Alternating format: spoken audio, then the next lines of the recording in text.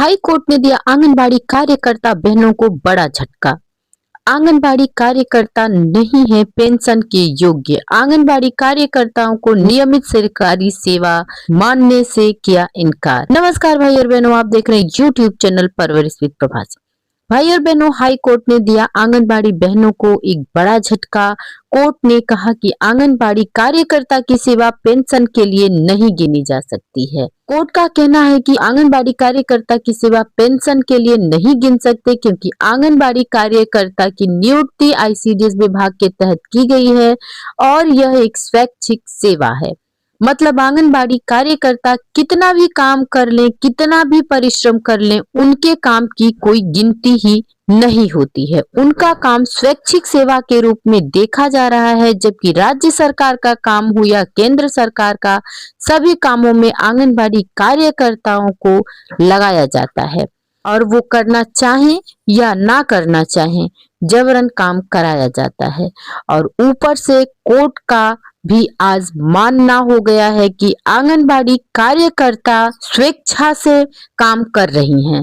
मुझे तो समझ में ही नहीं आ रहा है कि कौन है जो इतना सारा काम स्वेच्छा से दिन रात लग करके करेगा। जब आंगनबाड़ी कार्यकर्ता स्वेच्छा से मतलब अपनी इच्छा से काम कर रही हैं, तो क्यों करवाया जाता है इनसे जबरदस्ती काम। सरकार और कोर्ट जैसे मिलजुल कर काम कर रही है बहनों।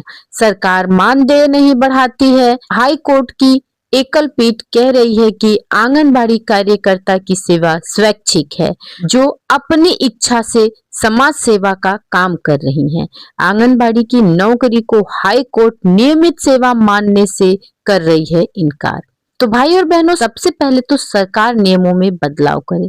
आंगनबाड़ी कार्यकर्ताओं की नौकरी के नियमों में बदलाव किया जाए। आंगनबाड़ी कार्यकर्ता बहनों को किसी श्रेणी में रखा जाए, तभी कोर्ट भी कुछ निर्णय ले सकता है।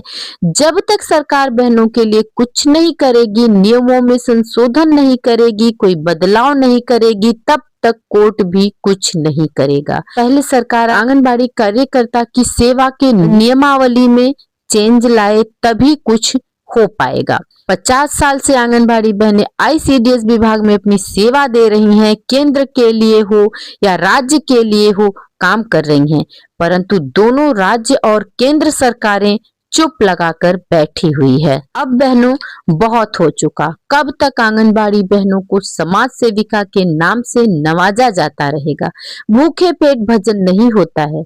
हमारी सेवा का फल सही मानदेय होना चाहिए। आखिर कब तक आंगनबाड़ी बहनों को सही मानदेय या फिर स्थायीकरण मिलेगा। इतने काम के बावजूद आंगनबाड़ी बहनें न्यूनतम वेतन का पारिश्रमिक मांग रही हैं। सरकार वो भी नहीं दे रही है। और अचंभा ये भी है कि जब काम की बात आती है तो आंगनबाड़ी कार्यकर्ता बहनें ही सबको सबसे पहले नजर आती हैं। और आंगनबाड़ी बहनें नहीं भी करना चाहती हैं तो उनसे कराया जाता है। इस समय बहनों, सारे काम को आगे पीछे कर दिया जाए तो जो इस समय करंट में आंगनबाड़ी बहनें कर रही हैं, सिर्फ उसी काम की मैं यहाँ पर गणना करूं तो बहनों, एसआईआर का काम कितना जटिल और मुश्किल भरा है। कौन इसे समाज सेवा के रूप में करना चाहेगा, और समाज सेवा के रूप में जो करेगा वो समाज सेवा की तरह ही उसे करेगा, न कि दिन रात लग करके ये काम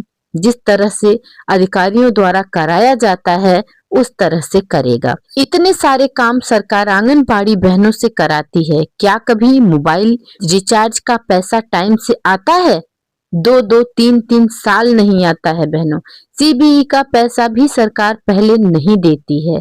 जब आंगनबाड़ी कार्यकर्ता बहनों से सीबीई भी कराया जाता है, वो भी पैसे आने से पहले, और सीबीई के भी पैसे 3-3, 4-4 साल के बाद ही आते हैं। और कभी कभी तो मुझे लगता है कि आते भी नहीं हैं। अरे भाई, कितना ज्यादा आप लोग आंगनबाड़ी बहनों को मानदेय दे देते हैं कि उनका खत्म ही नहीं होता है। मोबाइल रिचार्ज नहीं कराया जाता है 3-3 साल तक, और सीबीई कराएं वो अपने पैसे से, मोबाइल रिचार्ज कराएं वो अपने पैसे से। मोबाइल रिचार्ज नहीं कराया जाता है 3-3 साल नहीं कराया जाता, लेकिन पोषण ट्रैकर में काम पूरा करने के लिए माह के पहले मंगलवार के बाद से ही प्रेशर देना शुरू हो जाता है विभाग का। वजन लंबाई भरो, THR भरो, ह्यूम विजिट भरो और जाने कितने कामों की गिनती हम आपको कराएं यहाँ पर। तो भैया ऐसी समाज सेवा कौन करेगा? बहनों, पहले सरकार को ही हमें जगाना होगा, सरकार को ही मनाना होगा, तभी कोर्ट का चक्कर लगाना सही होगा।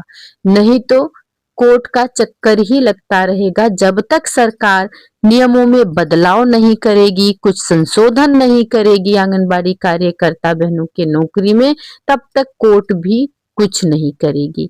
तो आइए यहाँ पर हम देखते हैं कि आंगनबाड़ी कार्यकर्ता के लिए कोर्ट की एकल पीठ ने क्या फैसला सुनाया है। आंगनबाड़ी कार्यकर्ता की सेवा पेंशन के लिए नहीं गिन सकते। हाई कोर्ट ने एकल जज के फैसले को बरकरार रखा, नियमित सरकारी सेवा मानने से किया इनकार। कोर्ट ने कहा आंगनबाड़ी कार्यकर्ता की नियुक्ति ICDS योजना के तहत हुई है, ये एक स्वैच्छिक कार्य है। तो बहनों यहाँ पर कोर्ट ने भी शिमला का समाचार है बहनों। हिमाचल प्रदेश हाई कोर्ट ने एकल जज के फैसले को बरकरार रखते हुए स्पष्ट किया है कि आंगनबाड़ी कार्यकर्ता के रूप में की गई सेवा को नियमित सरकारी सेवा नहीं माना जा सकता और न ही पेंशन के लाभ की गणना में लिया जा सकता है। अदालत ने कहा कि आंगनबाड़ी कार्यकर्ता का पद स्वैच्छिक और मानदेय पर आधारित है, जो किसी वैधानिक या सरकारी सेवा के दायरे में नहीं आता है। मुख्य न्यायाधीश गुरमीत सिंह संधावालिया और न्यायाधीश रंजन शर्मा की खंडपीठ ने कहा कि कार्यकर्ता की नियुक्ति एकीकृत बाल विकास योजना ICDS के तहत की गई थी, जो एक स्वैच्छिक कार्य था, इसके लिए केवल मानदेय दिया जाता था। यह केंद्र या राज्य सरकार के तहत कोई स्थायी या वैधानिक पद नहीं था। सरकारी नियम या योजना में यह प्रावधान नहीं है कि आंगनबाड़ी सेवा को पेंशन के लिए क्वालिफाइंग सर्विस माना जाए। याचिकाकर्ता की नियमित नियुक्ति 31 अगस्त 2005 को हुई थी, जो 15 मई 2003 के बाद की तिथि है। इसलिए वह प्रदेश नागरिक सेवा अंशदायी पेंशन नियम NPS 2006 के दायरे में आती हैं। खंडपीठ ने एकल न्यायाधीश के 2016 के उस फैसले को बरकरार रखा जिसमें पेंशन के दावे को खारिज कर दिया गया था। कहा याचिकाकर्ता सिर्फ 6 साल की नियमित सेवा के आधार पर पुरानी पेंशन की हकदार नहीं है। आंगनबाड़ी कार्यकाल को इसमें जोड़ना संभव नहीं है। मधु तोमर बनाम हिमाचल प्रदेश में पारित किया है।